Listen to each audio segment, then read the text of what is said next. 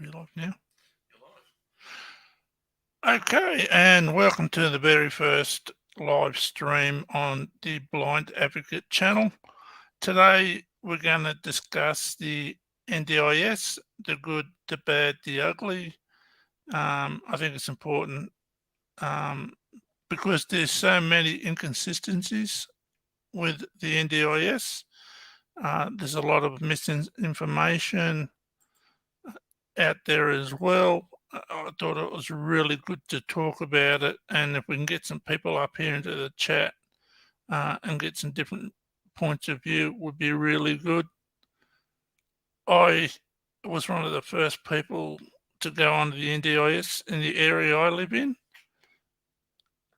Over the first 18 months, I had 6 different LACs,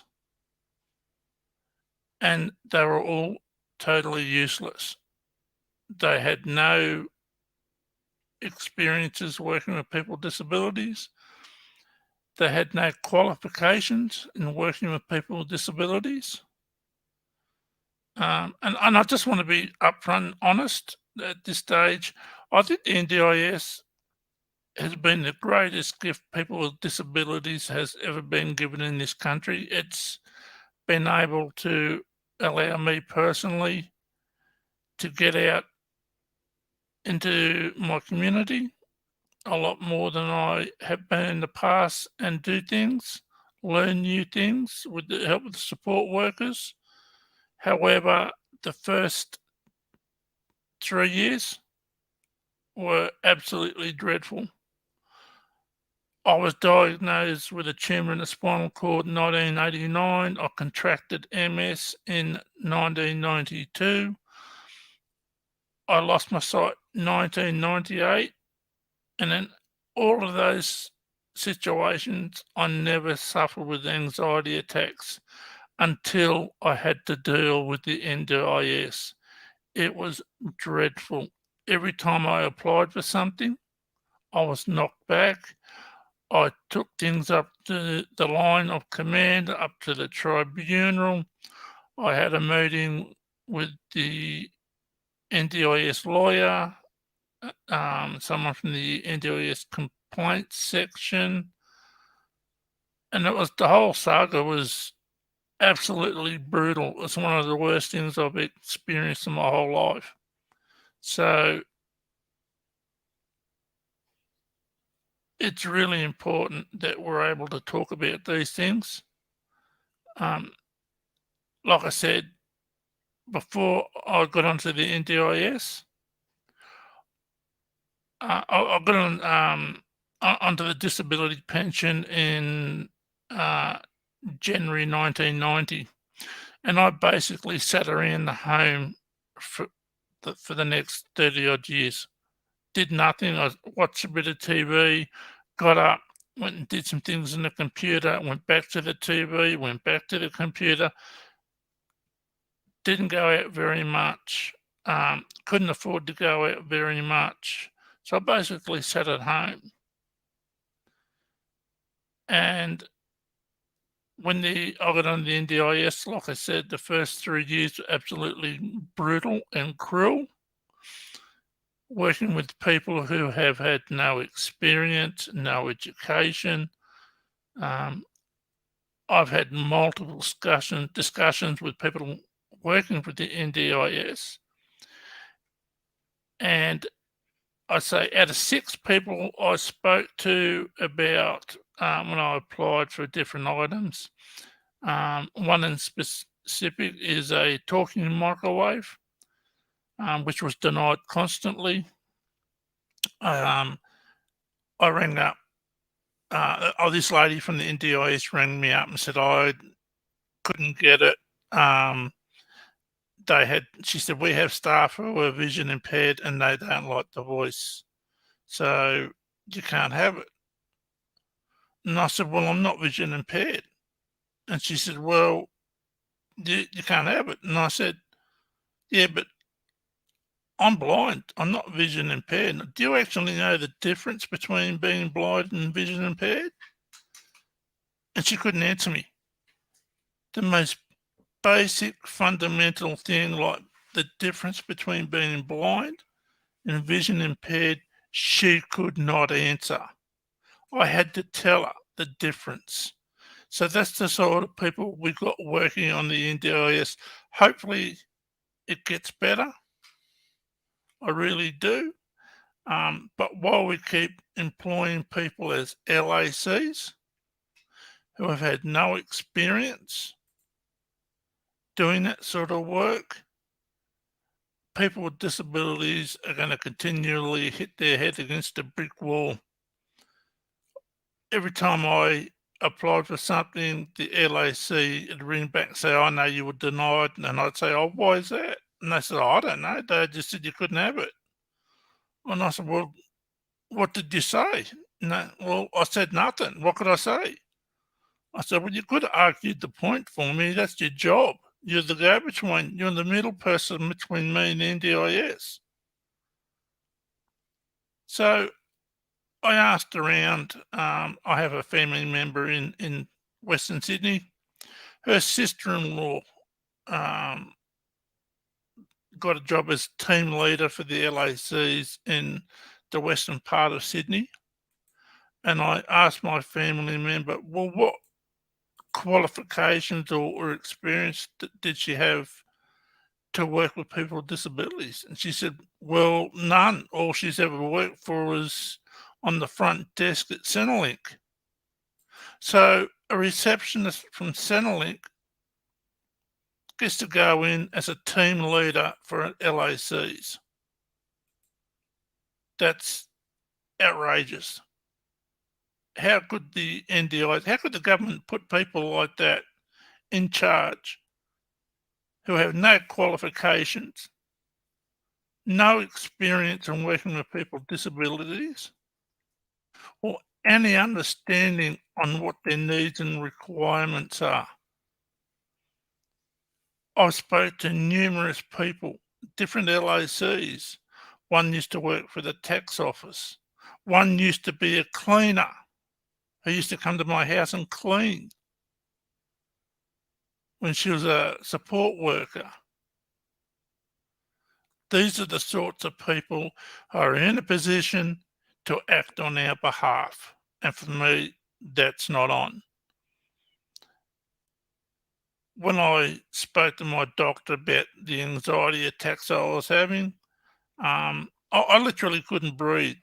You know, you probably all know what it's like when you dive underwater and you leave it a bit long and you come up racing up and put your head above water and you suck that lungful of air in because you run out of breath.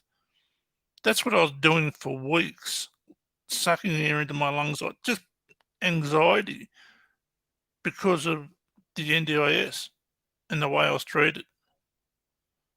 It's not on. And like I said before, the NDIS is the greatest gift that people with disabilities has ever been given in this country. And I don't think there's anything like it around the world, anywhere. So we are really lucky to have it.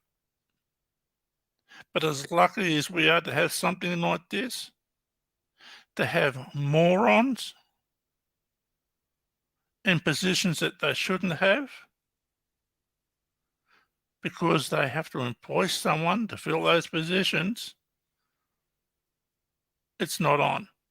It makes people who are vulnerable with disabilities at a higher risk, being more vulnerable,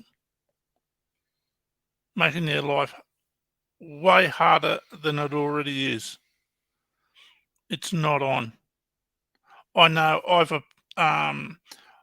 told the NDIS, I rang them up. I said, look, I've had 6 LACs in 18 months. I want nothing to do with them. I'm not going to use them. I'm not going to talk to them.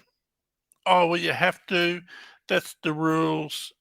There they go between. You have to talk to them. I said, well, no, actually, I don't. I refuse to. I've had 6 LACs in 18 months. None of them helped me, not once. So they caved in and gave me a COS, coordinator support. She's been absolutely fantastic. She's been able to get me everything that I need. So the first 3 years on the NDIS, 100% of the things I applied for, I was told no. Now I've got a coordinator of support. I'm finally getting the things that I need to support me in and around the home to get back out into the community. Sorry, You're right. Jeff, we've got Phil Tyler's just joining us on the chat, and I've jumped into the chat as well. Have you brought him up? So I'll just bring him up now. Okay.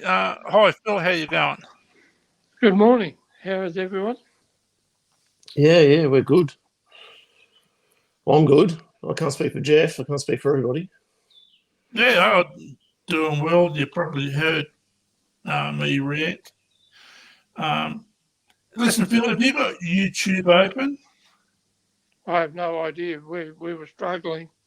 When I say we, me and my boss, we just clicked on now. We were struggling to do what we've done. We've never done this system before.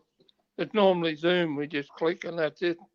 Yep, no, that's it. No, just there was a bit of feedback, but I think it was my end. So no, that's okay.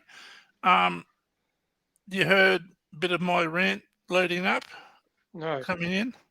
No, we just got on now.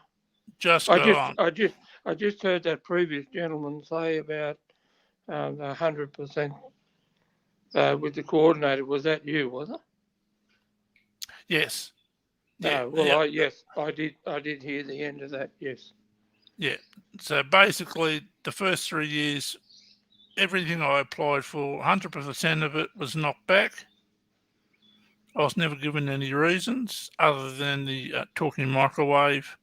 I refused to have anything to do with the LACs. They told me I had to. I said, no, I don't. I refuse. And that's when they caved in and gave me a coordinator, and she's been fantastic. She's got me everything that I need. She's been really good. So what are your experiences, Phil? I joined when it started here in Tamworth, and my first package was in today's term over the top. Now, it was about $50,000, and it went by the wayside because I had no education on how to use it or get the benefits. Pardon me, except for the guide dog. The guide dog, which I already have, they've looked after continuously. But with assistance of guide dog Jenny Croker that was here in Tamworth, we tried our best to get access to an iPhone to assist me, and we continually knocked back. I wrote to members of Parliament, wrote to the NDIA, knocked back, wouldn't do it. So I just bought the bloody thing out of consumables and they accepted it. That's absolutely, yeah, I had the same thing. And they say it's an everyday item. Well, for someone who's blind or vision impaired, it's not an everyday item. It's a multi-purpose tool. And necessary. Absolutely necessary to regain or keep your independence. Absolutely 100% correct. I agree. And safety. Yes. Absolutely. Absolutely. It's and this is the thing. People are making up these rules. Don't have a disability. They don't know anyone with a disability or have had very little contact with a person with a disability. And these are the people who are making up the rules. So, you're right.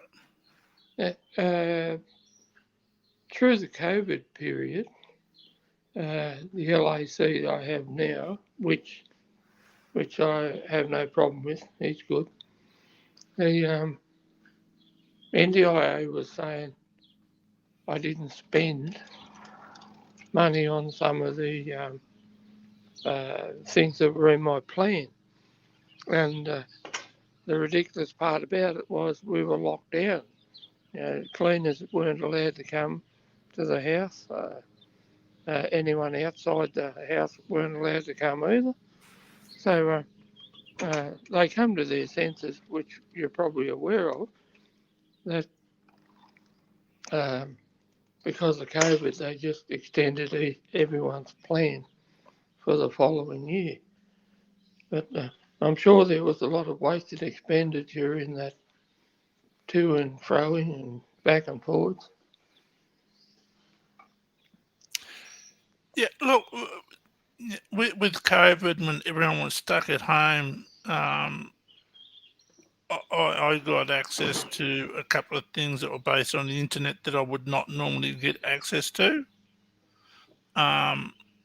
But because of that extension, I was able to access it because we're literally stuck at home.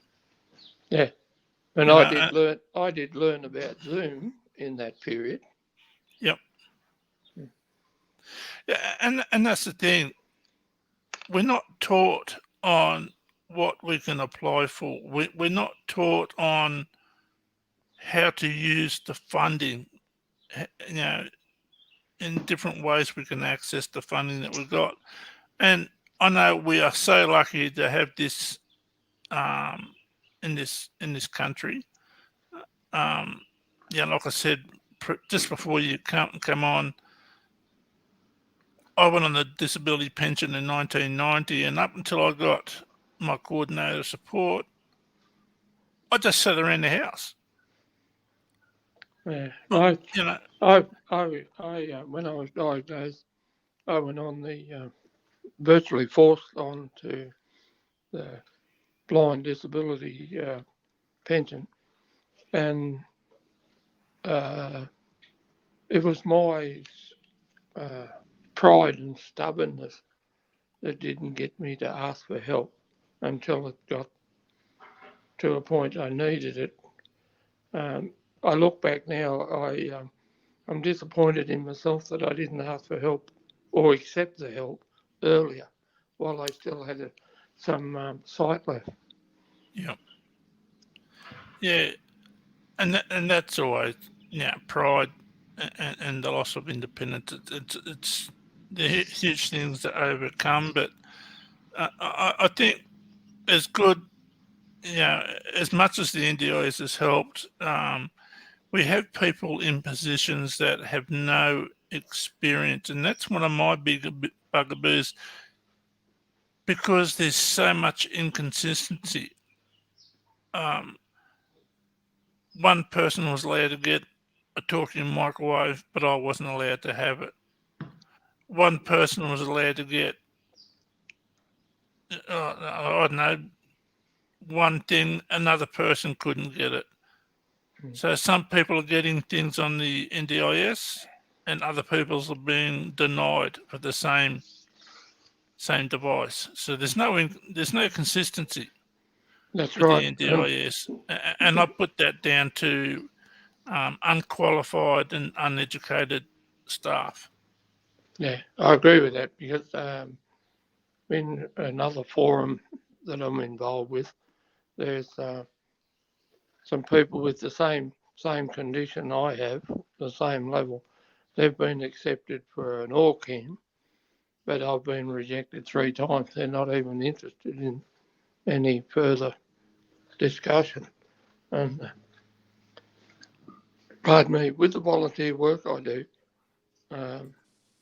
the AI function in the ORCAM would assist me because recognising faces without them having to say who's around the room, and any letters or correspondence reports.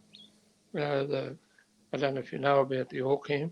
It can capture the document and read it to me in my ear, while the rest of the people involved, the committee or whatever, can carry on with discussion. But I give up on it because I've been knocked back 3 times, so I've moved on. Yeah, there's a bit of feedback. when I applied for the talking microwave, I was told I couldn't have it because they have staff who are vision impaired and they don't like the voice, and their family members don't like the voice, so you can't have it. And I said, well, what's that got to do with me? Yeah. When I did get it, the voice on it was sort of like old electronic voice. Wasn't terrible. I've heard a lot better, but it's better than nothing. Yeah, and we put up with that with screen readers across the board. If you can't change it, you have to put up with it. But the only reason I wasn't interested in not unless they changed the talking microwave wasn't big enough for me. So I just I just bought a microwave on consumables and got Velcro on it, and it's stuck on the favourite. If my boss wants to cook something else on defrost or anything else, well, she just uses the menu and puts it back to 100%, and I'm right. Oh, that's good. That something's working out for you. I have a question for you. Have you used any services that have taken on too many clients? Well, yeah, I don't know.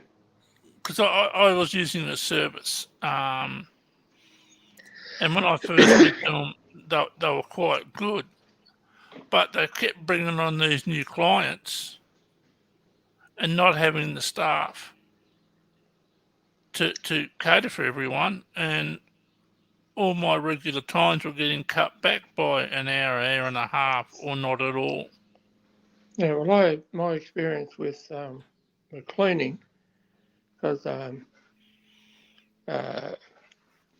took it on so I could report back to the support group I do. And because of COVID, my services were being cancelled because they didn't have the staff. And then when I did get the staff, they were excellent until my second last one that tried to rip me off, and that was the end of it. I just put in a written complaint. I put in my evidence and cancelled the contract. I said straight out to them, if they're game enough to rip me off, which is not a good idea, that means that they'd be ripping someone else off as well. So I said no. That's fair enough. Yeah, I was using a service, Bright Sky, and they got really big really quickly. They never had the infrastructure or the staff to provide that service. I ended up putting a complaint into the NDIS Complaints Commission, because when I tried ringing the company, the head office, there'd be an automated thing, press 1 for this, press 2 for that. So I pressed 2 to get to the reception. Then to go back to the main menu and then repeat the whole system. So they weren't even answering the phones. And yeah, well, I didn't. I couldn't even place any orders for weeks. And I run out of supplies, and I was scrambling. I nearly had to go borrow some off some friends who were similar issues. Yeah, I just want to clarify that the company that I got rid of wasn't the problem. It was the person that tried to rip me off. I just because otherwise, except for the lack of staff with COVID, it was the person that billed me. I got an invoice for 2 hours when she was only here for 1 hour, and I just wouldn't put up with it.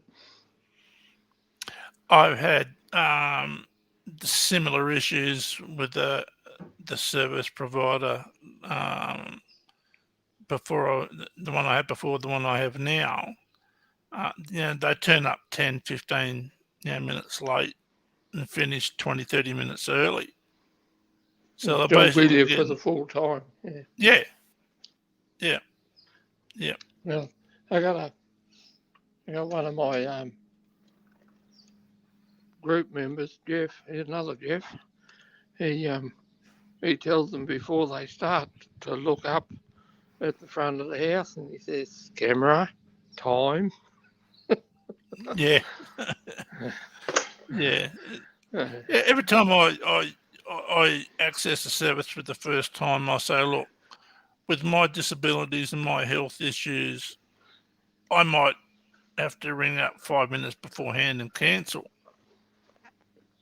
And the previous service provider got really upset by this, and they actually cancelled my service. They didn't give me an opportunity to go into mediation to resolve any issues. Right? They just straight out cancelled it, and it was against their own contract. So yeah, I'd try and steer people away from that organisation. Now they're terrible. They used to be good. They just got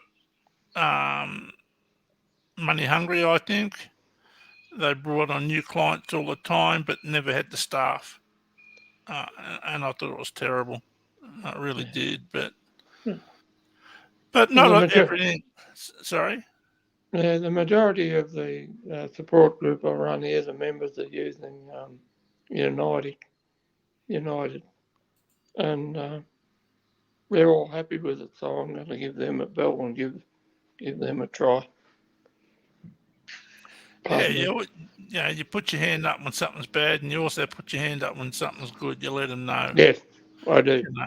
Yeah, I'm the same. But the NDIS, since I've had my coordinator support, it's worked really well for me. I've done more in the last 2 years than I've done in the last 35 years.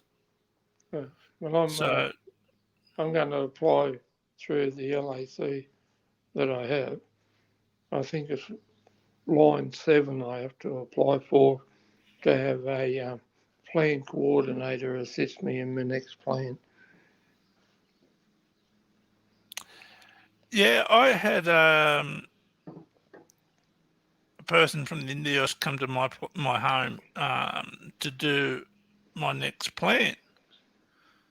And she's sitting there, she's got all my information laid out in front of her, all personal information, only information that I know and my doctors know.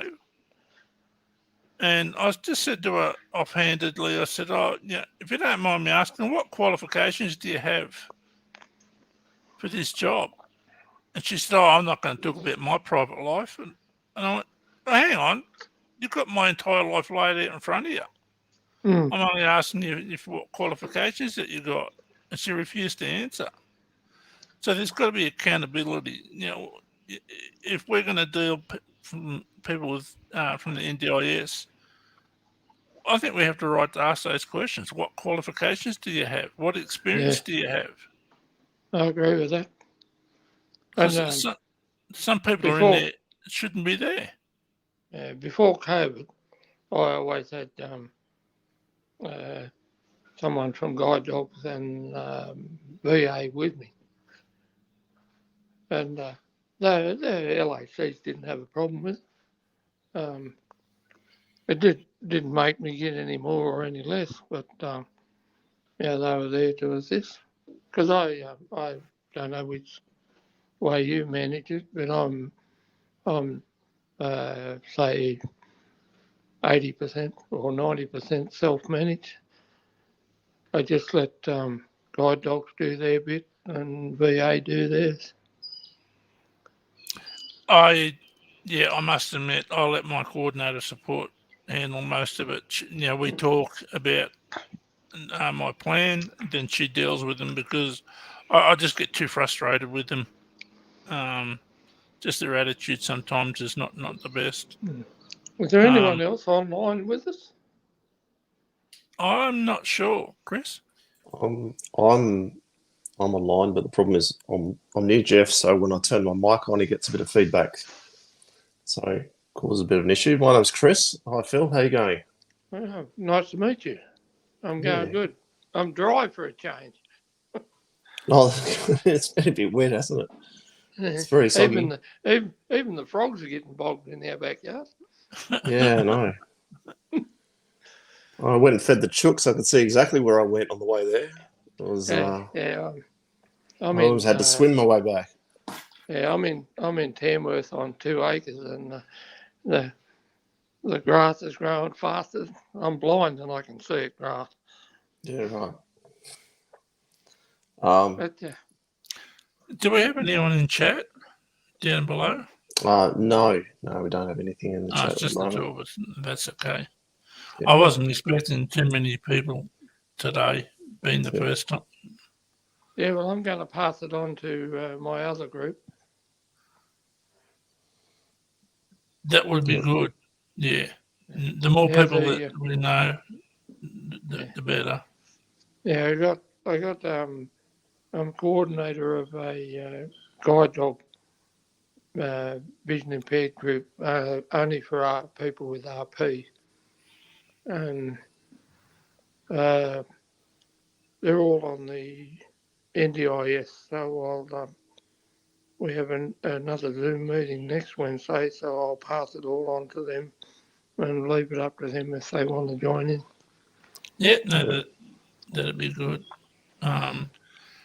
I want this to be. You just put yourself on. Yeah, Yeah. that's right. I want this channel to be a platform for everyone with a disability to talk about things that affect them. I wanted to come here and talk about whatever they want in a safe environment. I think it's really important that we all support each other, all types of different disabilities. And it's also an opportunity for people who don't have a disability to come along and have a listen to see what we talk about. And learn something. Learn something. And also doing interviews. I've done a couple already. I've interviewed Cindy, who has MS. I've posted that up there in my channel this morning. She talks about all of her experiences. I've talked to, interviewed someone who uses a wheelchair. I'm just waiting for him to say it's okay to put up on the channel. So if you know somebody who has a different type of disability other than being blind or vision impaired, Yeah. I'll be interested in doing an interview with them. Yeah, I before COVID, I was part of the Tamworth Access group, which has folded because of lack of support. But I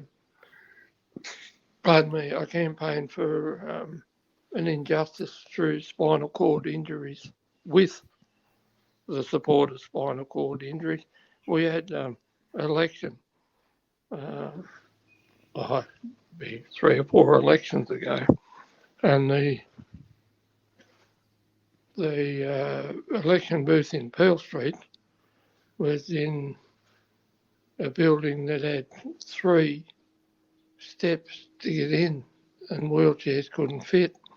So the people in wheelchairs had to vote out in the street. We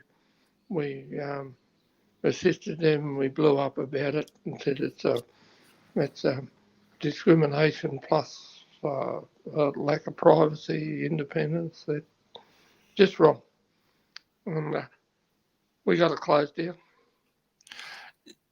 Yeah, that polling booth, we got it closed down. They had moved it where there was this access. Yeah, that's good.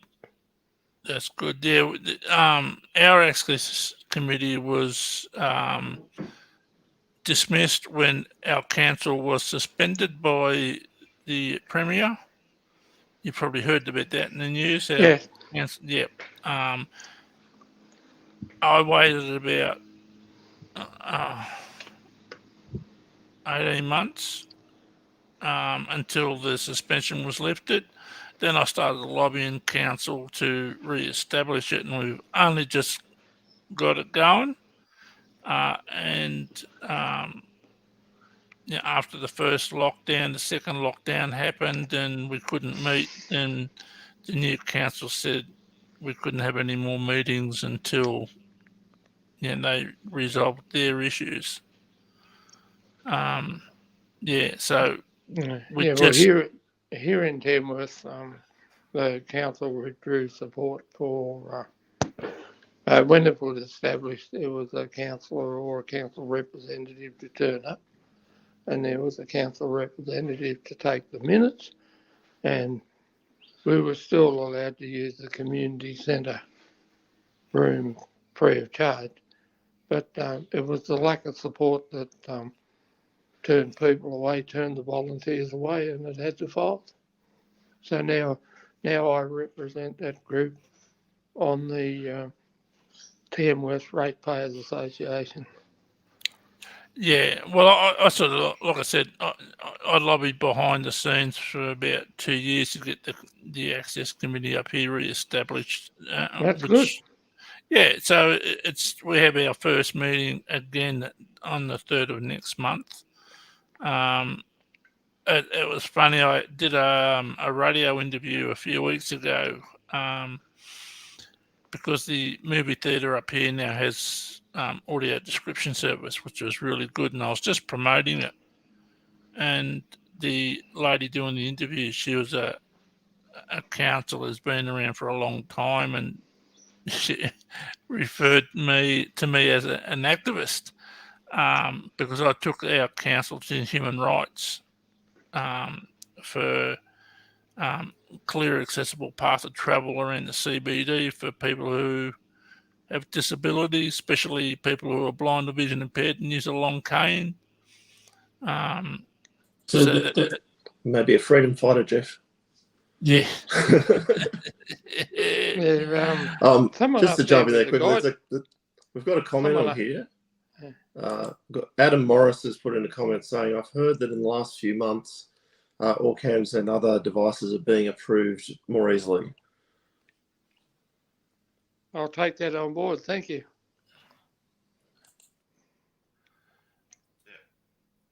I think I have heard, so you get some background, Phil. I was caring for my wife, and then later, hang on, I'll put you on mute mic just for a sec, Jeff, so you don't get the feedback. Is that better?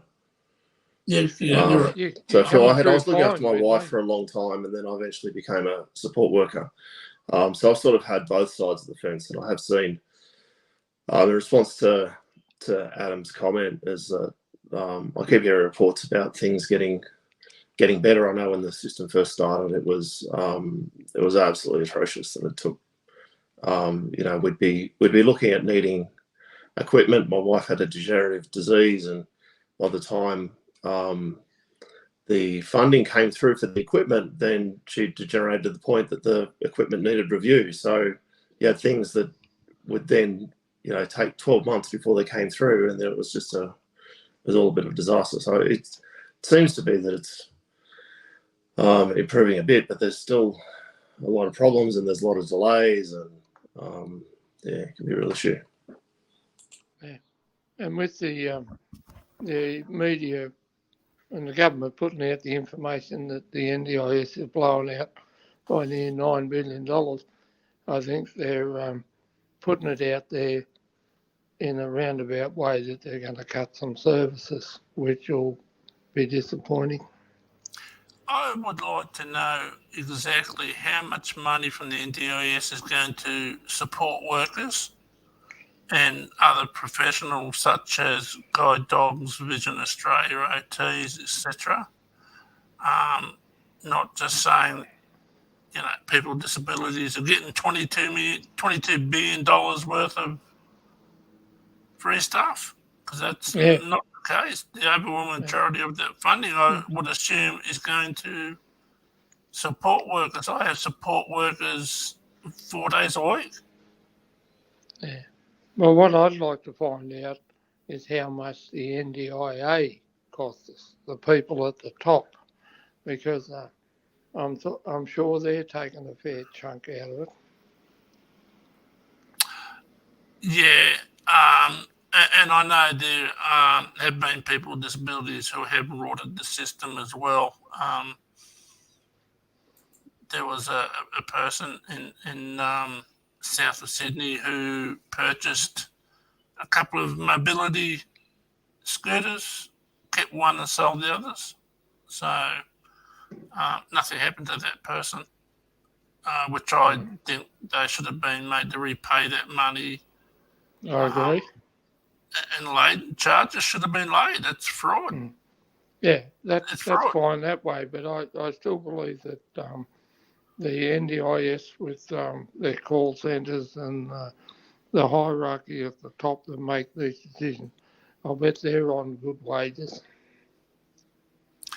Well, I wouldn't mind them taking good wages if we had NDIA staff that were qualified and educated or have a lot of experience working with people with disabilities. It's 9 times out of 10 when I ring up the NDIA, I've asked questions that they haven't been able to answer. And if they had that education or that experience, they would have been able to answer those questions, like the difference between being blind and vision impaired, and the things that Chris was talking about. It's not on. It's just, I think it's a huge, huge oversight. I think the NDIS, technically, theoretically, it's a great idea. I think it was rushed out by the Labor government at the time. Don't get me wrong, I appreciate the NDIS and all the things I've been able to get the last couple of years. My life has improved dramatically. I agree. And I'm not complaining about that. I'm just complaining about NDIA staff not having the qualifications and work experience. And the process, because it's taken me and my boss. My boss's name is Karen, by the way, everyone listening. It was a nightmare trying to navigate the MyGov site with the NDIS. And before I lost my sight, I managed a fair budget in the millions. So I have a diary for every year I've been on the NDIS. They're tucked away in a cupboard. So if I'm ever audited, I have the proof. They can lose their digital proof. They can say this, that, whatever. But I can hand over the diaries, and that's where all the receipts, all the information, everything is there. Yeah, and just going back to what Adam said about those cameras being more available, they should have been available from the very start. If you're blind or got a severe vision impairment and you need facial recognition or something to read out a document for you, it should be a given. Yeah, but it was $7,000, and that's where they balked at it, in my case. However, the reason I pursued it was a member of my group, a friend of mine, Jeff, that I spoke earlier. He was in the financial situation where he bought his own, and then he was. We were going up and down the Peel Street, letting me use it, and I saw the benefit. I know that's a silly thing to say when I'm blind, but I saw the benefit of it in practice. And it'd be nice if some of these people that make decisions had a go at how walk in our shoes type thing. I respect Gunnedah Council and Mudgee Council. They have a day each year where they put business people and councillors in the position of people with a disability. They put blindfold on someone to walk down the street, or they put someone in a wheelchair, and so that they go down the main street and figure out how difficult it is. I tried it 3 or 4 times with this council here, and none of them have participated. Not one of them. Yeah. I'll just jump in there quickly. I think this is a really good point, because we had a plan review once by someone who'd, the week before, they were working in Department of Tax, and we had for my wife, we had, a high level of care and a whole range of different processes that were involved, and they were reviewing it, and they said, all right, now we'll start off with hoists. So can you explain what the process is involved? And I said, well, to what detail do you need? What do you know about a hoist? And they said, well, I don't know anything about a hoist. So how big is it? How does it operate? And it's like, we were trying to judge how many staff we had to have. The workplace health and safety issues. There were safety issues for my wife. There's all sorts of function issues around how we had a static hoist as well as a mobile hoist. So it's sort of like, well, I said to the person, well, I don't know where to start, because if you've never been on a site, if you've never been in a care situation, I can't explain all of the different factors that are involved in that situation. And we sort of came to a real standstill. We had some advocates there who were helping us out. There was an occupational therapist, and there was one of the heads of one of the care agencies there with us as well. And you just sort of go, it's just a very frustrating situation, because you need to have people who have real insights. And when you have people who have no insight at all, then you just sort of just go, well, I don't know where to start. I agree, and that's why I commend Mudgee and Gunnedah Council for they do it in the main street, where not only does the councillors and members of Parliament participate, or business houses, the residents get to see the spectacle, and it's a different way of spreading the information.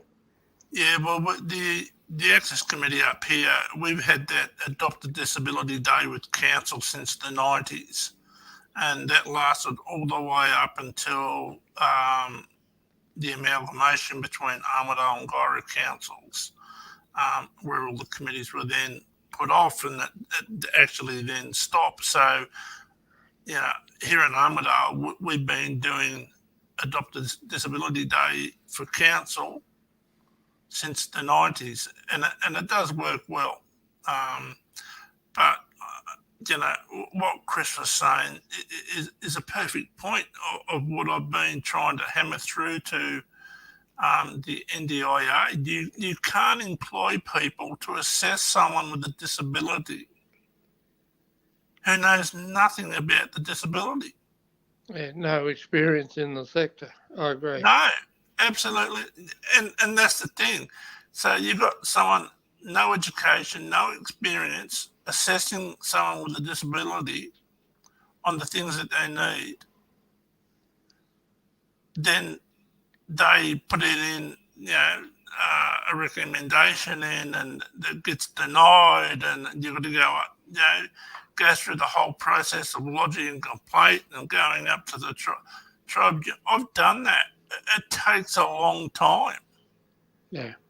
And it's so demoralising and degrading. It makes life way harder than it needs to be, already is for a lot of people with disabilities. Well, it's also, if there's stress for funding, then that's a really inefficient process. So for every person whose wages are being paid for that process, then, if they want to try and spend less money, then that's not a very efficient way to do it either. Yeah, exactly. And there's another continue on to both what you both just said. I've noticed over my time, because I've been volunteering for guide dogs and VA for more than 15 years, that the genuine staff get demoralised where they can't do the support that the client needs. They leave, and I believe over the last 5 or 6 years that a lot of good staff have left the industry because they couldn't do what they saw was necessary. Yeah, I have to agree with that, Phil. I think that's absolutely correct. Look, the NDIS is great, but it needs to be fixed up, and the only way to fix it up is listen to the people with disabilities. Yeah. Don't listen to the people who are being employed by the NDIA because they're just saving their own jobs. You know, when I first went onto the NDIS and I asked for a couple of my things that I requested, with the talking microwave, you put braille dots on. I've done that. Or have you tried doing? I tried everything. Nothing worked. Yeah. But I still had to get an OT, 2 different OTs, to write up a report to tell him the exact same thing that I'd already told him in the first place. At $194 an hour. Yeah, and so they want to save money. Yeah, look at that. Look at that issue. There's a lot of problems that the NDIA has that could be fixed just by listening to the people with disabilities. Listen to your clients. Just because you have a disability, you're not stupid, you're not slow. We do know what we're talking about. Pardon me. I'd like to give some manufacturers a kick in as well, because I put up with an oven for about 10 years because I was searching for a new oven that had,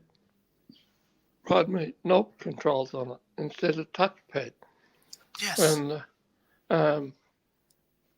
I never changed the oven until I found one. And if business houses, maybe the government could stir up manufacturers to go back to the old days, like my washing machine. I've got some, how often do you find those are twice the price because they're labelled as accessible, even though it's got the old knob which has been used for the last 50 years? Yeah, but I agree with that. But actually, forget what I just said. You just stirred me up something terrible with. As soon as you mention medical or for the disabled, you're right. The price just skyrockets. If you want a magnifier for the disabled, it's $1 squillion. And if you want a fancy computer with a camera on it, it's about $1,500. It just drives me mad. Yeah. Look, it's a problem, and it has been for a long time. There's a company here in Armidale who gouge people, with their prices just because they say they put a disability sticker on it or an accessible sticker on it and then whack the prices up 30%. My wife Karen says to me, "Don't say it's a wedding, otherwise they'll put the price up." And that's the thing. And when people talk about making things accessible, they say, when I was talking to the India, they have all this staff who were, in their 20s, who's grown up with the technology. I'm 59 in a few months. I didn't grow up with the technology, so my skill levels compared to someone half my age is vastly different, but yet I'm still being assessed on what they can and can't do, not what I can and can't do. You know what I mean? With that. Yeah, I do, because I've got an 8-year-old grandson that I get off the bus every day, and he can run the rings around anyone with the digital stuff. I'll back him with anyone. So that's one of the issues again with the NDIS. It's they have staff with disabilities who are a lot younger grew up technology, and they had it just comes naturally to them. But it doesn't matter, if you're 50 or 60 or 70, they still compare your skill level to someone who's grown up with that technology. And they say, well, why don't you know how to do this? And nobody's ever taught me. I've never been able to afford that. And as well, when you do get help from younger people, they go too fast. They expect you to pick it up instantly, whereas I have to practice. I've got a couple of good IT people. They'll give me some homework and I'll just sit there and practice and practice and practice till I'm comfortable with it. Yeah, repetition. Yeah. That's how we learn, it's repetition. But, as good as the NDIS, it still has a long way to go before it's, really aimed at and targeted towards all disabilities and all skill levels, not just everybody should know this or everybody should have this. Like everybody should have an iPhone because, it's an everyday item, so you can afford. I can't afford iPhones. But I think, Phil, as well as something good that you raised there with having, finding some staff that are really, like some IT people that are really helpful with you, is to balance out what we were saying before. I think I have found in the industry, like there's sort of two breeds. There's the people who might do the price gouging and things, but there's also some fantastic service providers who are really personally invested. They go above and beyond the call of duty. Oh, yeah. They do a lot of stuff that they're not paid for. They try and find affordable solutions for people who are living on a disability pension. That means that they might not be able to afford to do other things, afford to do things otherwise. And there are a lot of people. I know that the organisation I work for, the reason I work for them is because they are personally invested, and most of the people they really do everything that they can to help the people that they're working with and to create a very positive environment. So there are those people. I have occasionally met people in the NDIS who are, they're really invested people as well. But it's, it needs to be it needs to be more consistent, I think, across the board, so that you don't have, as Jeff mentioned earlier, this sort of patchwork where you've got, two people with this very similar circumstances who are getting vastly different levels of service. Yeah, I agree 100%. Where are you at? Chris is in Armidale. He's one of my support workers. Yeah. Well, I'm not sure if I'm allowed to say where I'm working at. I don't want to be representing no, it's all right. representing the views of the company, but No, that's not what I meant. No, I meant the area, because you may know who I'm about to say. Jenny Croker used to work for Guide Dogs, and she put her whole heart and soul into that. And it was the NDIS. She was so frustrated where she couldn't help her clients, she left. Simple as that. She got burnt out. Yeah, and that's what happens. She's working at the university up there. She won't have a problem with me saying that. No, I had Jenny for years. Beautiful young lady. Yes. Very patient. Great. And she put committed. She was committed. As Chris just said, they put in extras. Yeah, and they do that, but because they do that, they get burnt out. And then they leave. Then, we struggle to find someone that can actually replace what she was providing. It's a hard thing, especially in regional areas like Sydney and Newcastle and Wollongong get far more services than people in regional rural areas do. Yes. And now that Gloria's left, she's retired, we got no one here in Tamworth now with Guide Dogs. No one at all. Doesn't surprise me. See, and like, did you know Jeremy from Coffs? Yeah. Yeah, he's Yeah, up in he went to Brisbane now. Queensland. He's in Yeah. Brisbane. Another great worker gone because of the restructure, because of the NDIS. Yeah, Matt Woods is gone. There's a lot of people, a Yeah. lot of great service providers gone because of the NDIS. A lot of, they don't want to deal with it. It's too hard for them. And because people with disabilities rely on those support workers, they just get burnt out and they leave. So it's a catch-22. It really is. Pardon me. Yeah, I agree.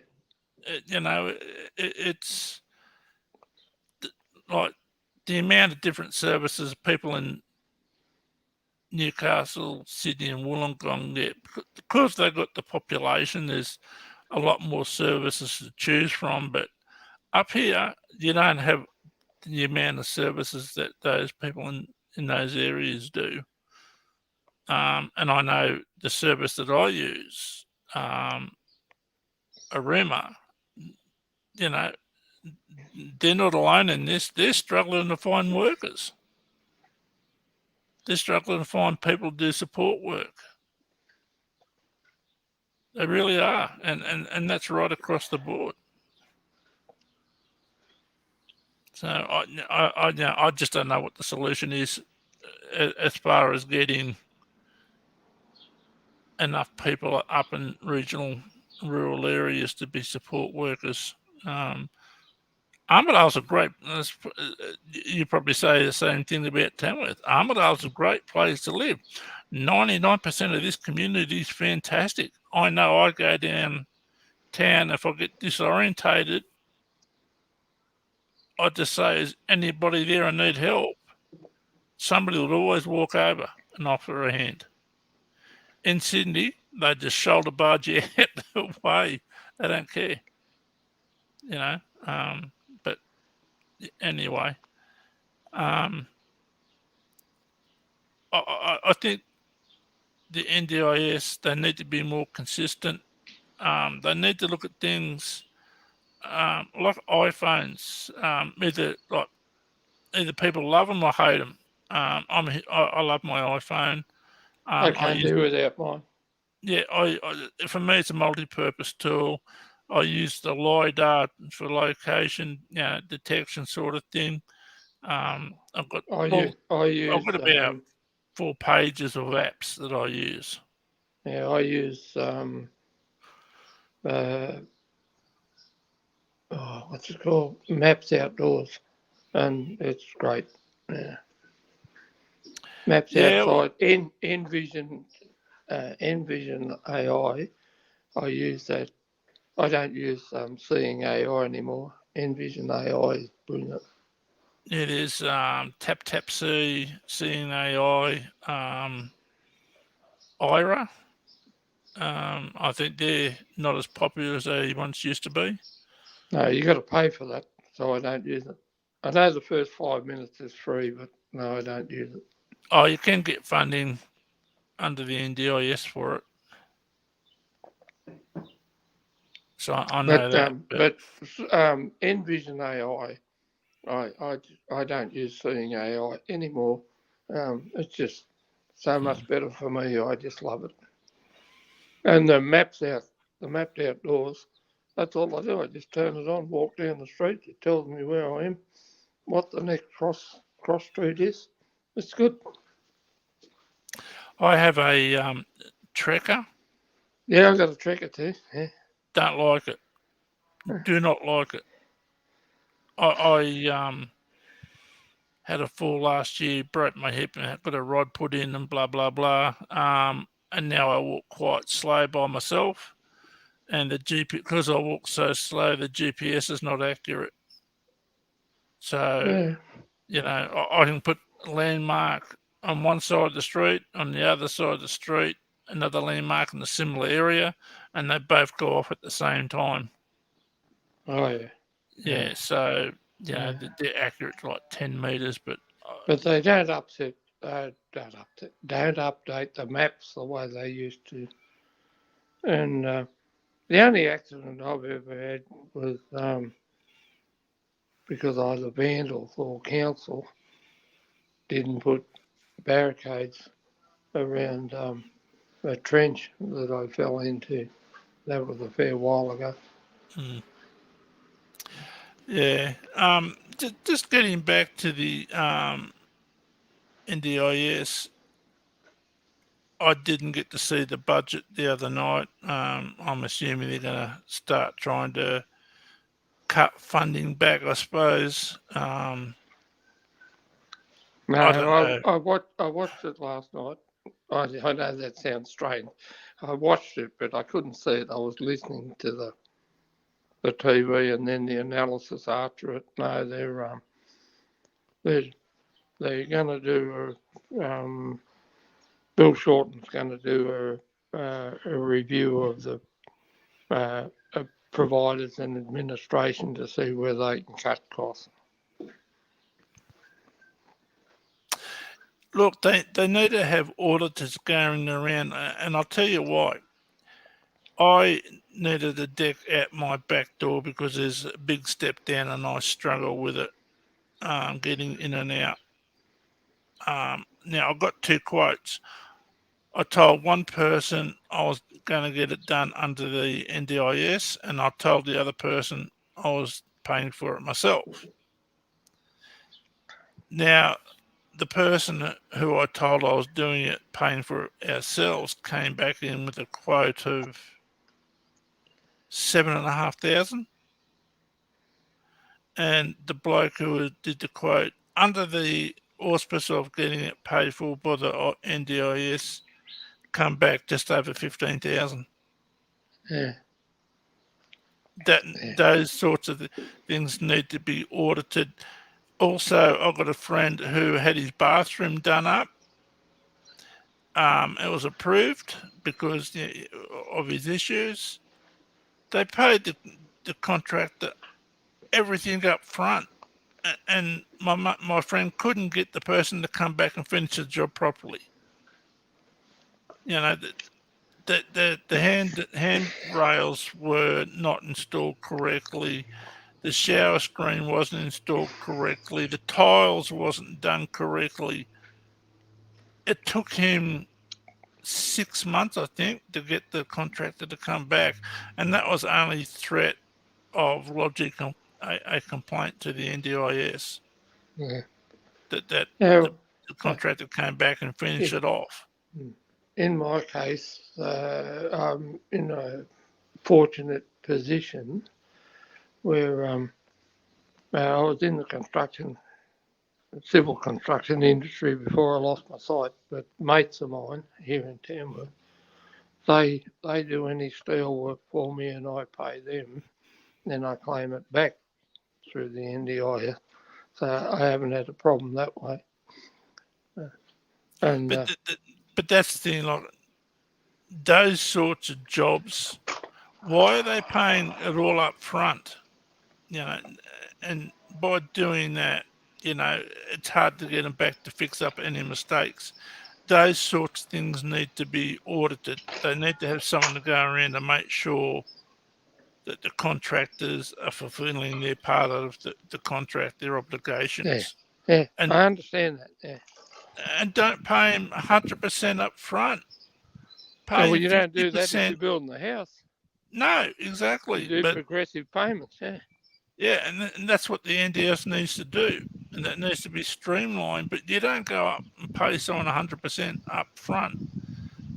Those sorts of jobs, those costings, they need to be audited because, like you and Chris and I have said, they whack the prices up. Yeah. Because it's under the NDIS and it's for accessibility. Those sorts of things need to be audited. I think wistfully thinking as well, something that would have been better for that is when the NDIS was set up, because state governments are more used to dealing directly with service providers. So if it had it so the NDIA managed policy to make sure that the service delivery across the whole country was consistent, but then it was actually the state government that managed the service delivery and managing contracts, because they already had those infrastructure in place. The state government's much more used to dealing directly with service providers. That probably would have been a much better way to do it, because then, you know, state government could have come in and had an auditing process and things. Something like the federal government is not, it sort of works on a much higher level. It's not really geared to doing that kind of work, which I know that it can do. And people like the place like Centrelink that are dealing directly with people and service providers. But it's there were already structures in place because everything was being managed by the state government previously. Then that might have been a better solution, and there wouldn't be quite so many problems and issues with people price gouging, and they could have had, you know, state government probably already has measures in place where they can make sure that there's consistent billing through service providers, because they use them so much more than the federal government does, that usually deals with stuff purely on a policy level. That's correct, mate. Well said. Yeah, you got, for example, what used to be work cover, now it's work safe. That they're in the business of keeping a check on everyone. Yeah, well done. Yeah, good idea. And it's common sense. Like I said, listen to the people with disabilities. You know, listen to the people who are on the ground working with people with disabilities. You know, we do have answers for the problems. Don't have some high-paying person paying another high-paying person to try and save money. It doesn't work. So anyway, but is there anyone in chat, Chris? No more chats. Okay. Yeah, no more chats have come up yet. Okay. Well, I've got one last question. There's issues. It's easy to poke holes in the NDIA. I'm sure they've got a lot of issues that they're working very hard to try and resolve. From here, you know, you can think wistfully about maybe if they'd managed maybe if they'd included state governments in different ways, that would have been better. But where from here do they go? How do they could set up a process where they try and regulate the rates that people are getting per hour, but that sort of doesn't really work, because you have a cleaner who comes in and they say, oh, well, our rates are $45.15 or whatever it is per hour, but then a cleaner comes in and charges a flat rate. It all becomes a bit of a disaster. How do they go from here to manage and regulate themselves better, and the service providers within the industry, so that the ones that are doing price gouging are being pushed back, and the ones that are genuinely doing a really good job and trying to make a living providing the best service they can don't end up getting pushed out by the government trying to tighten the reins and reduce the expenditure. Yeah, it wouldn't hurt if some services were GST exempt. Pardon me. Because you can, cleaner comes in here and we have to supply the products, or the cleaner has to turn up in the vehicle. They're paying fuel, which is the fuel tax, and they're just taxes and charges where there could be room for some exemption for people that work in the disability industry.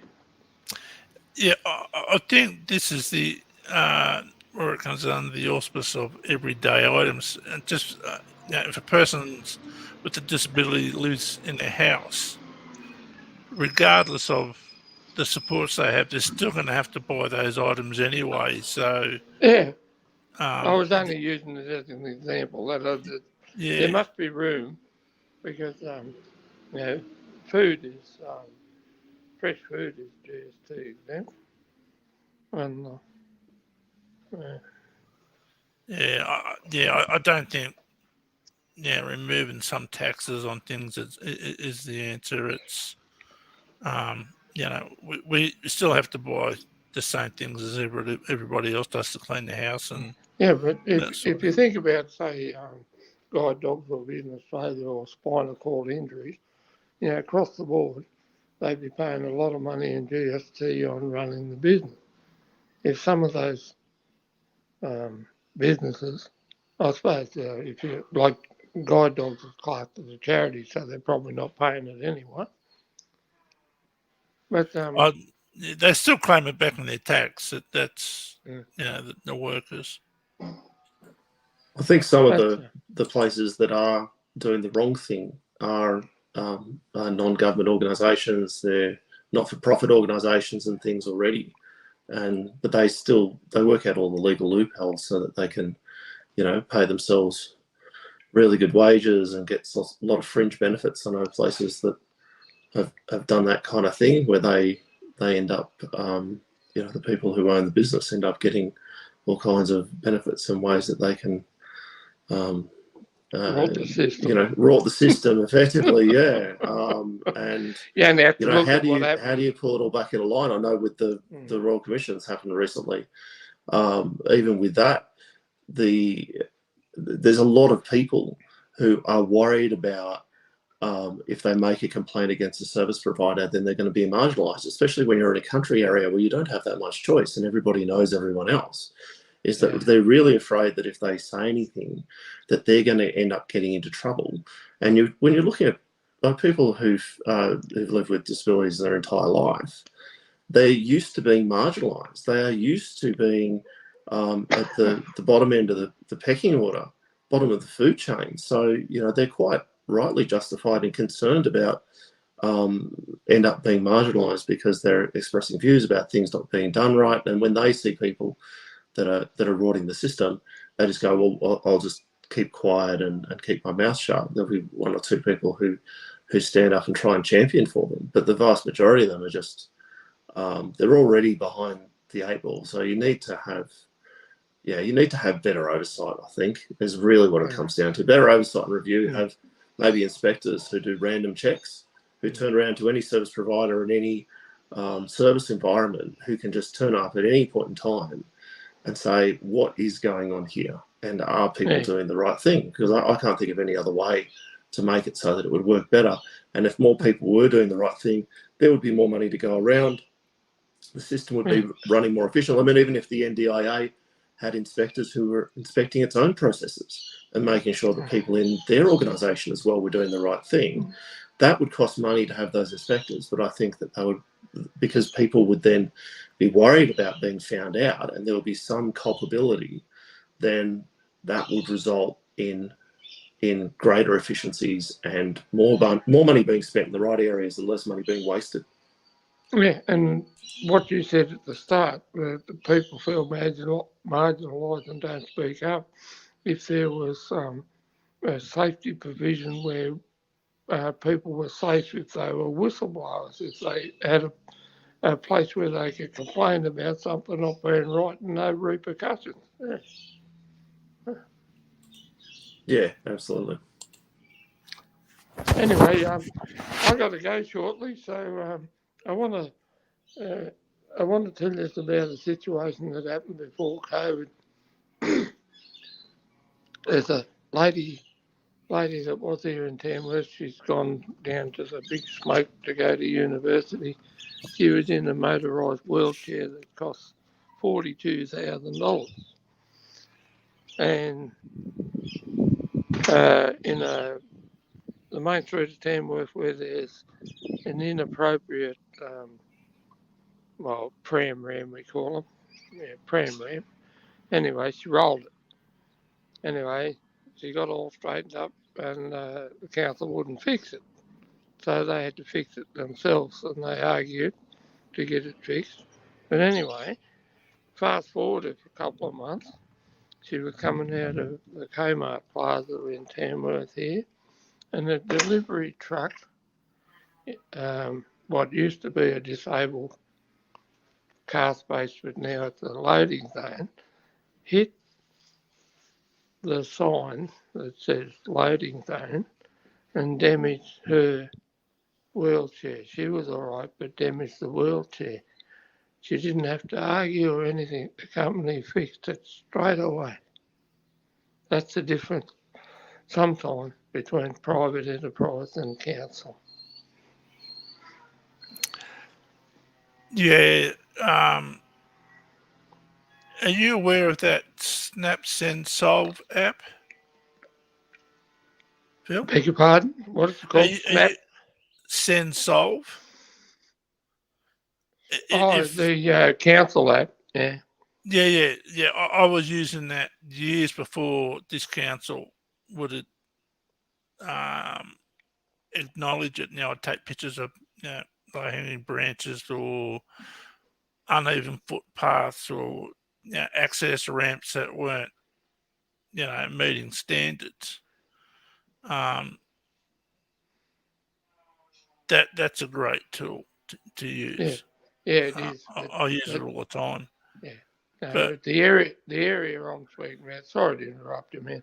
The area I'm talking about, they're not going to do anything about it because they're going to bulldoze, they being the council and the state government, they're going to bulldoze most of it, put in the university, take about 3 blocks away to put in the Performing Arts Centre, and they're not going to fix anything while excavators and trucks are going to be roaming up and down all the time. So they're just going to dodge along until it's all finished, and then they'll repair the roads and the footpath. Just the way it is. Yep. Unfortunately, because it's false economy if they put in a new footpath and then put a truck over it. It's going to break. Yeah. So, but they could do things. I'm not just a whinger. I put in submissions to council on the western side of Pearl Street to make it one way, to close off the eastern side when they do the demolition, and have the western side hot mix, not concrete footpath. It's hot mix the footpath like a shared cycle track. Have a line down the middle. Keep left. That's it. I got the traffic lights and the tactiles put in. Yeah, I got that done. Yeah, hot mix on a footpath, it's probably not a good idea. It's better than tripping over broken concrete, mate. Use mobile modifier. It's like the rubber mat that's in gyms and soft fall that's in parks. It's not stony bitumen like on the road. Yep. That's stuff made out of recycled tyres, isn't it? Oh, there's a mixture of all those sand and oil products, yeah. Yeah, mobile modifier. When you drive on a section of road that's been done with it, you can't hear the outside noise. It's just quiet and smooth. Yep. I know it because that's the industry I used to be in. Yeah. Yeah, well, it's been good to catch up with you, Phil. It's been a while. But with arguing with council, it took me 2 years to get the tactiles replaced in the Fitzroy Plaza here. It took me a little bit less time to put pedestrian lights and tactiles where they plan on doing the demolition. But the more I harass them, the more I seem to get things done. Oh, I'll keep doing it then if that's what it takes. Keep doing it. But I'm not always successful. I've been knocked back a few things, but I keep harassing them. Well, the council up here just before the amalgamation, where council was dismissed and the administrator was put in until the amalgamation finished. They were working really well. they were the last 3 or 4 years that they were working really well. As you know, I took my Council's Human Rights Commission. That whole process took nearly 11 years to get it clear, accessible path of travel around the CBD, because the businesses, kept opposing ideas in removing A-frame signs and display tables and stuff like that. Yeah, and it's wrong because it's 1.8 metres. It's council, well, it's state government law. It has to be a clear and safe passage. And if you ever look up the award that Mudgee Council has got, it's a show pony of what you're talking about. No A-frames are allowed. No charities are allowed to put their tables up against the shoreline. Because I like I said, went to human rights, and I also the council at that time was pooping its pants because they found out I had a barrister pro bono to go to federal court. Because if they lost, not only would this council lose, every council would lose. So they said, "I will go and get our own expert legal advice." And it came back and said, if this goes to court, you are going to lose. So get rid of them, move them out. And that's what they did do. There's still no law saying that they have to be out 1.8 metres. There's no state or federal law. 1.8 metres, yeah. That's only a recommendation. It's not a law. There's no law saying it has to be 1.8 metres. Well, here in Tamworth, al fresco dining and stuff it is a council regulation that it has to be there. Yeah, it's a regulation, but what I'm saying is there's no state or federal laws stating that fact that things have to be at 1.8 metres. Yeah, I'll do some homework on it. I don't disbelieve you, but I'll do some homework on it because that's one of the wins we've had here in Tamworth. Well, because when I eventually beat council and they moved all their stuff out, I think it was like 3 metres in the mall and 1.8 metres, or towards the curb on footpaths. Pardon me. I had people ringing up right on the East Coast, ringing up saying, "Are you the person who took your council to court to move the stuff out?" And I would say, "Yeah, that was me." And they said, "Well, then, because you did that, now our council's doing it as well." So, it took nearly 11 years to get that done, from 2000 to 2011. It was like 2001 to 2011. Did you have support from a vision impaired person with a guide dog there? No. No, I thought I saw a dozen years ago. I thought when I still had some sight, a little bit of sight, I thought there was someone in Armidale with a guide dog that assisted in that process. No.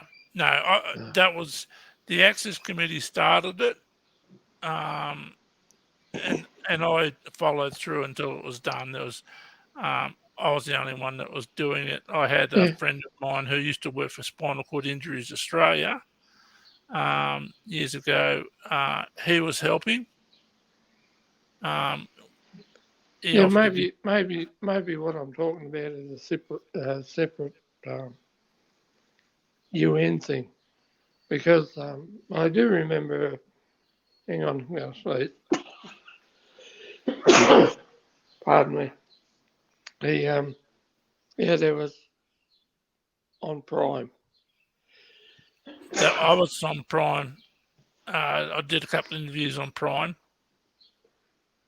I did have a guide dog in the early 2000s, but I couldn't use him because of my back. I got 8 crushed vertebrae in my back, and I couldn't hold on to him anymore. He was just too strong and too fast. Mate, so Yeah, Maybe they had some maybe stock what I'm footage talking of you, about Jeff. is the same. It's you. Yeah, it would have been. I was on Prime a few times, did radio interviews. I was badly misquoted by the Armidale Express numerous times. I refused to talk to them. I actually rang up, who owns it? Northern Daily Leader? Well, that's here in Tamworth. Yeah, probably the same old. Yeah, the company who owns all I rang them up and complained because I was saying things that I never said, and they were telling me what I could and couldn't do as someone who was blind. And I lodged a complaint, and they come back and they said, "Oh, well, we've got the right to express our opinions," which I don't have a problem with. But when you pose it out as being a fact, that's what I have a problem with. Yeah, and if they put a quote mark on it. Yeah, so I'd make a statement. They take one or two words out, put other words in that have similar meanings, but twisted the whole context of what I was saying. They've done that to me a few times. The Yeah. same as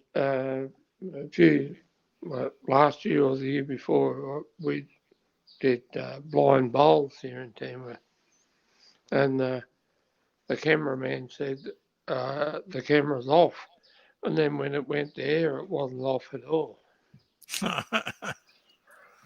Yeah, that's funny. But yeah, no. And that was a good night actually, because a good day. We promoted blind bowls, and two blind men won. Yeah, good We on you. we beat the sighted people.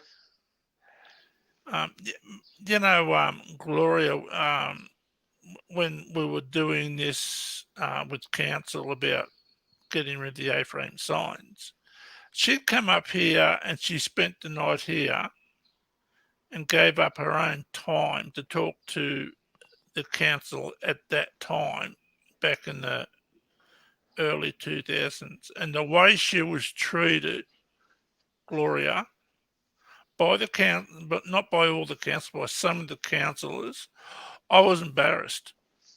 Yeah. I was so embarrassed that they could treat, someone who gave up her own time to come and speak and let them, because she's an expert on O&M, and the way they treated her was absolutely atrocious. And I was so embarrassed that they could do that and get away with it. It was terrible. But anyway, that was like over 10 years ago. But well, that's when I did the in conjunction with the Tamworth Access Group and the disability group. There was Guide Dogs Business Australia, spinal cord injuries. We did a pamphlet with a picture of me and my cane on the front and the regulations on the back. And that was dropped off and sent to everyone in business. We tried to get it put in the rate notice, but the council wouldn't do it. But well, council's policies and procedures up here, they've moved all those things out. But I've gone down there up until last year when I broke my hip. I was going down there. People are still doing it. And I went to council and I was saying, why aren't the rangers being proactive? Instead of being reactive, why aren't the rangers being proactive? When they're going around giving people parking tickets and seeing things up against the shoreline, go in and tell the businesses you can't do it. And that's one of the issues I still have with council. I do, and Gloria did. Yeah, Gloria did all the time. And funny thing is, before COVID, I was well, it's more than 6 years ago because I've had my guide dog for 6 years. I was going down Pearl Street with my cane and I crashed into a chair that someone had left out. And the person at the coffee shop said, sorry about that, but we can't do anything now because the Rotten Council stopped us from putting it here. And I said, no, they didn't. I did.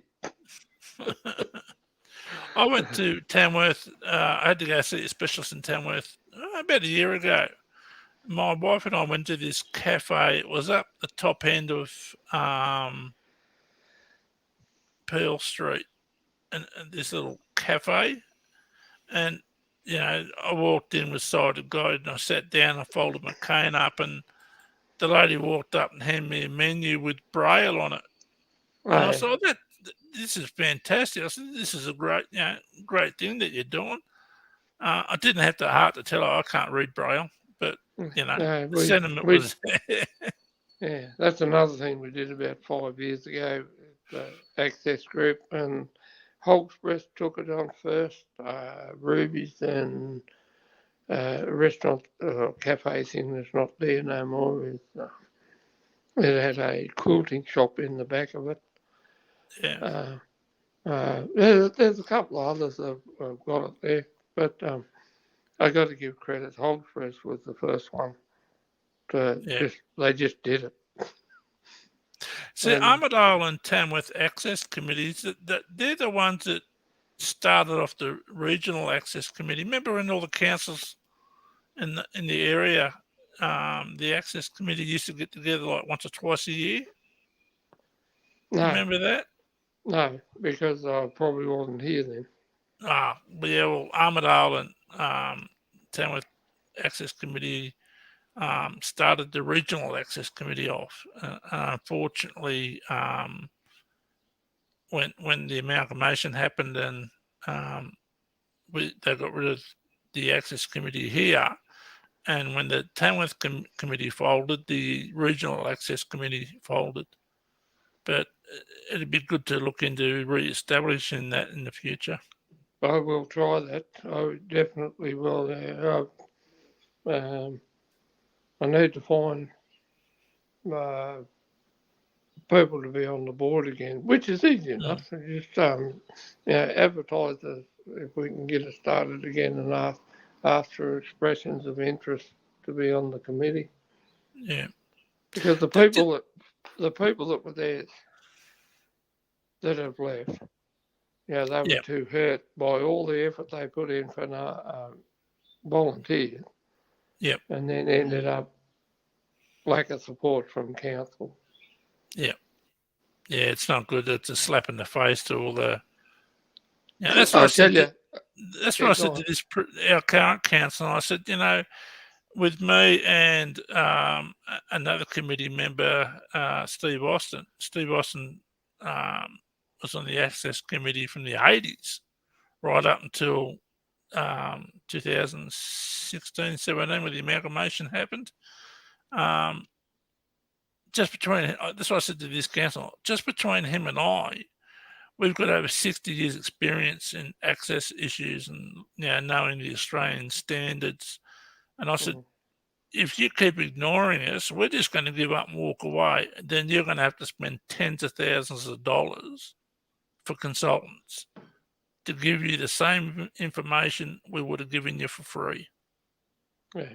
And the 1418, 1428, those disability access Australian standards need updating because they're so out of date. It's not funny. Yeah. Did you know, with the NDIS, when you have a plan management meeting, like plan review, I actually get my Victor Reader out and I actually audio record that. I rang up the NDIS and said, look, I want to record these meetings because I can't write down notes. So I want to record the meeting so I can go over and listen to it if I want to, make sure of what was said during the meetings. At first they said no, and I said, look, I can't write these things down. So if you're not going to allow me to record them for my own personal private use, and I'll make a statement that it won't be copied, distributed, or given out to anyone else, it's purely for me, then we can go through the DDA and go to court because you're not allowing me to be able to record it for my own records, and they fold it. So I record all NDIS meetings, plan reviews, and then even over the phone. They won't say no to you. Yeah. The same as I haven't received any yet, but when you ring up a department that says this will be recorded for training and staff things, and if you don't want it, press something. I say, yeah, I press that, and then I say, I'm happy to have it recorded. Send me a copy. Yeah, well, I tried that with I think it was Foxtel or Optus. I said I want the recording, and they said no, it's for our use only. And I said, well, you're making statements. Yeah, I said you're making statements. How do I know that's true? I want that recording. So I record everything now. Yeah, good. Yeah, it's just I've been burnt so many times, especially with the NDIS and the LACs. I record everything now. You're mad if you don't. If you have the meeting in a public place, you haven't got to ask permission. Just record it anyway. Yeah, I did that. There was the council just after the suspension was lifted. The council had a meet and greet down in the mall, and I went down there with a support worker, and I recorded it. Well, she recorded it for me, but I told the mayor. He made a statement prior, and I said, you're wrong. I rang up the local government association. They said you're wrong. I spoke to the administrator, and he was looking after the council. He said you were wrong. You're wrong. And you're the mayor, and you're wrong. And he asked, oh, well, I like to be wrong, he said. So, yeah, unfortunately, I lost that recording. But, yeah, I do recording out in public. But for anyone who's listening, if, with the NDIS, you do have the right to record it, so long as it's for your own personal private use. And I strongly suggest that you do record it. Yeah. Or have someone with you when you do the negotiation. I always have witnesses, but it's always good to have the recording. Oh, yeah. I was just adding that as an extra. I agree exactly what you're saying. Yeah, I think if you don't record it, I think it's a huge mistake. I've learnt the hard way. Been burnt way too many times. I've got to go. So nice to meet you all, Chris. And anyone else that's listening. This is a new system for me that you're using. Is it easy enough to get out of it before I start tapping things? What are you using? Oh, it's whatever you're sending. I'm on an iPhone. No, what are you using? An iPhone or computer, iPad? Yeah, iPhone. I can drop you off the stage if you want, Phil, so that way you won't be broadcasting anymore. If that makes it easy for you. But once you close it down, it'll stop straight away. Yeah, just close your app, and that'll close it. Right, just swipe up. There's nothing like Zoom where you go up the top and leave meeting. There is a button. I'm just not sure. It's not accessible. There's a leave button. So if you swipe across, you'll have mic, cam, chat, more, and leave. So leave will shut it down. Left or right? I just shut down the app. Yeah, closing the browser will work too. Double tap and go aperture close. Yeah. Yeah. The home button, because I'm on an iPhone SE. Yeah, so close it and 3 fingers swipe up to close the app. All right. Thank you, gentlemen. Oh, good talking to you. Good to meet you, mate. Thank you. Okay, see you.